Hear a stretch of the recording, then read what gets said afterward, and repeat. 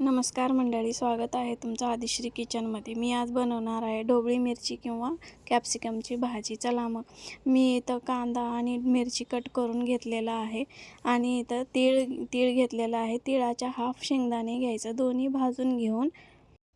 भाजून घेऊन एकत्र वाटून घ्यायचं।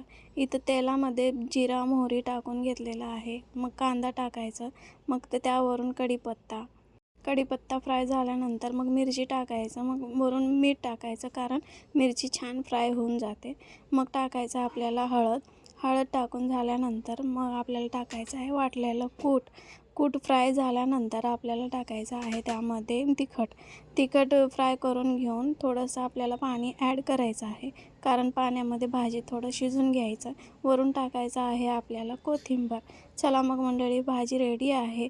जर तुम्हाला व्हिडिओ आवडल्यास नक्की शेअर करा, लाईक करा, सबस्क्राईब करा। भेटूयात नेक्स्ट व्हिडिओमध्ये। Bye bye.